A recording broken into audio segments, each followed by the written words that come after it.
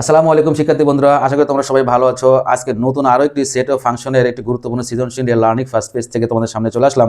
আশা করি তোমরা আমাদের সঙ্গে থাকবে। দেখো সৃজনশীলটা আমরা একটু পড়ে নিই। দেখো এ একটা সেট, এস এর মধ্যে কি কি আছে, x বিলংস টু n এবং x square minus 5x plus c। ওকে, এ সেটটা আছে। এন্ড দেন বি সেটটা x belongs to n such that x মৌলিক সংখ্যা এবং x লেস দেন 11। সি একটা সেট, দেখো সি সেট এলিমেন্টগুলো আছে 3 4 5 7 9 এবং এর সঙ্গে দেখো আরেকটু লিয়াজুর একটা এফ অফ এক্স একটা ফাংশন দেওয়া আছে।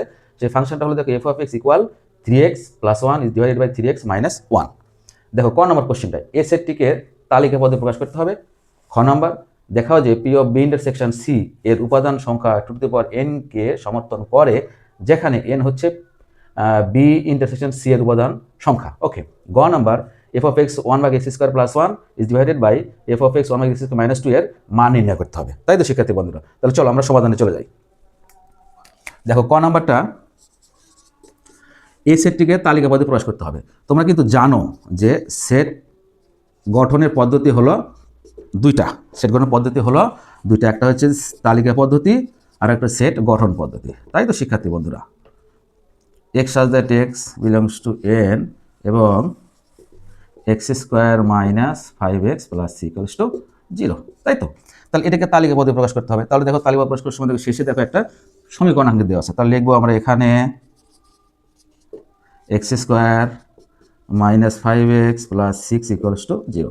প্রথমে যে কাজটা করবো, তোমরা মিডিল টার্ম ব্রেক করবো। শিক্ষার্থী বন্ধুরা দেখো 3x minus 2x plus 6 equals to 0। দেখো 2 and 3 যোগ করে দিলে মাইনাস 5 হয়, 2 and 3 গুণ করলে 6 হয়। তোমরা কিন্তু খুব সহজে এটা জানো।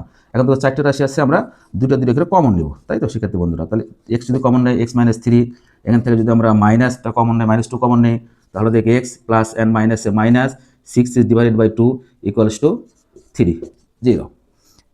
দেখো তারপরে আমরা x মাইনাস 2 x মাইনাস 3। তাই তো, দেখো শিক্ষার্থী বন্ধুরা, তোমরা কিন্তু জানো যে দুইটা উৎপাদকের গুণফল যদি শূন্য হয় তাহলে সেটা আলাদাভাবে শূন্য হবে। সেক্ষেত্রে আমরা কি লিখতে পারি, এক্স মাইনাস 2 ইকুয়ালস টু 0, অতএব এক্স ইকুয়ালস টু 2, অথবা এক্স মাইনাস 3 ইকুয়ালস টু 0, অতএব এক্স ইকুয়ালস টু 3। তাই তো, দেখো এর ভ্যালু পাইছি, সরি এক্স এর ভ্যালু পাইছি 2 and 3, অতএব আমাদের এ সেটটা হবে কি দাঁড়াবে, দেখো তো 2, 3। এটাই দেখো আমাদের এই সেটটাকে তালিকা পদ্ধতি থেকে প্রকাশ করা হয়ে গেল।